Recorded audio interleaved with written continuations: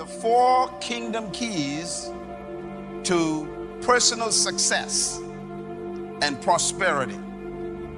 I'm going to give you 4 keys in these 2 sessions that I have applied to my life, and I use them every day in order to accomplish personal success and how to experience kingdom prosperity. I'm going to focus on succeeding in times of crisis. How do you become successful when everybody else is crumbling around you? How do you make it through the system when the system has spat you out? What do you do when you are no longer needed by a company? What do you do when you lose your income? What do you do when nothing seems to work out and you're losing your car, your house, and your sanity? What do you do when there's not enough to take care of your daily obligations? How do you handle the crisis of life when life hits you on the blind side? You didn't expect things to go the way they went. What do you do when even friends abandon you and can't help you? When your company has to be shut down, or when you lose a business? What do you do when there's so much pressing on you from creditors? How do you survive when you've been working on a job for 20, 30 years and then they lay you off? And now you're too old to even start a new skill. What do you do when the insurance company doesn't want to insure you anymore because they are assuming that your age doesn't benefit their policy principles? What do you do when sickness ravages your body and the bills of medical attention is eating away at your own family's legacy? What do you do when you got to take your kids out of private school and put them in public school? What do you do when you have so much stress in your marriage because of financial problems that is causing you to have difficult time sleeping with your spouse? Crisis. Let's talk about crisis for a minute. I have a picture here of a crisis. It's a hurricane. Americans call it a tornado. Hurricane is really a massive tornado. When a hurricane comes, we call it a crisis. Why is a hurricane a crisis? Why is a tornado a crisis? Why is a tsunami a crisis? Why is a snowstorm a crisis? The answer is because a crisis is really circumstances that occur that you have no control over and you didn't cause them. If you lost your job because they laid you off, you can't control that. If your company is not having the kind of customers or the clients have fallen off and you can't make enough money to keep things going, you have to shut it down, that's a crisis. You can't control people coming or not coming to patronize your company. What do you do?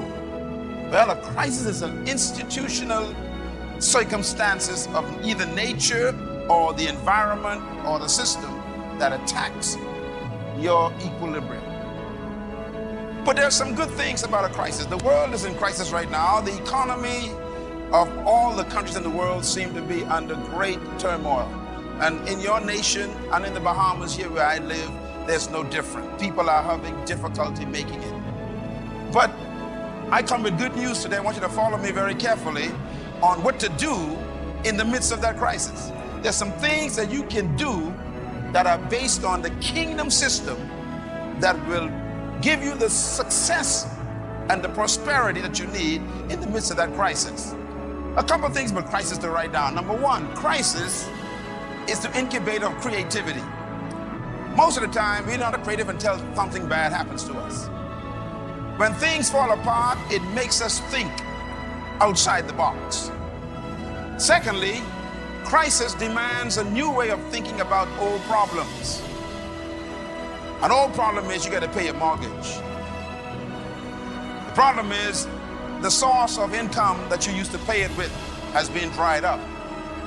But the old problem hasn't gone away. You still got to pay your mortgage. So what you got to do now is find a new way to generate income to pay the old problem. So crisis actually forces you to think about new ways to solving old problems. Thirdly, crisis is an opportunity to improve and advance over old ideas. Sometimes the only way for you to move on is for something to happen to push you. And many times we don't grow until we have to. So crisis comes many times to improve us because we've been stuck in a place too long. And number 5, crisis comes also to produce growth, and it also produces a sense of development. It makes you develop new approaches to life. Crisis creates new opportunities. It's amazing when we look at the world today, every progressive invention came out of a problem. And that's because crisis makes you develop and think in new ways. Number 7 is very important. Crisis produces and manifests true leadership ability. No matter how much you would like to claim to be a leader, only crisis proves it. You are not really a leader in good times. Anybody can lead in good times. Leadership is tested and proven when there is a crisis environment. So crisis comes to test to see if you are as mature as you claim to be. You've been telling people how good God has been. Let's see how good he is when things fall apart. You've been telling me how much faith you got. Well, let's see what kind of faith you have when there has to be situations where things don't look too good and you're not sure how you're going to make it in the morning. In other words, crisis comes to test your leadership ability. Another definition of crisis is that crisis ignites the passion for a renewed vision for your life. Crisis takes you back to what God told you from the beginning. Sometimes you stray away and God got to pull the rug from under you to get you back on the floor. And many times a crisis will take you back to the original idea that God told you from the beginning, and it's called your original vision. This is one of the good things about a crisis. It takes you back to your passion. Now, I want to therefore talk a little bit about the benefits of crisis. There's a statement made by Shakespeare. You all know Shakespeare, the great playwright. Shakespeare said these words. I love it. He says, "Sweet are the uses of adversity." Say that with me. Sweet are the uses of adversity. That's a deep statement. In other words, he's telling us when things are adverse, when things are in crisis, don't panic, use them. Use them for the positive result. Everything that happens to you could be used to produce something good. That's amazing. Everything. So Shakespeare caught on to something. He realized in his own thinking that adversity can be used to benefit the one under the adversity. The richest man, one of the richest men in America, his name is John Huntsman. John Huntsman is the founder of one of the largest companies in the United States, and they produce about 90% of all the plastics, forks, and spoons that you use in your house or at your parties. This company is the one, this is like the #1 company in the world that produce plastic plates and plastic cups. This is the company here. It's owned by this man. His company fell into debt, and his company actually collapsed some years ago. And he went into a crisis mode, and he went to the bank. The bank said they ain't loaning no more money, and his company went into bankruptcy. He went home and told his wife, "I quit. I'm never going to start this company again. I'm going to go find me a job. It's over." His wife said to him, "Honey, you told me that this idea was given to you by God and that you going to build this and make it successful. That's why I married you. I believe you. Now, if you're going to do this, go back and start again." He said his wife made him go back and ask another bank. He left the old bank and he showed the bank the truth. He said, "Here's what I did in the last 15 years. Here's what happened, and I can start again. I know how to build a business.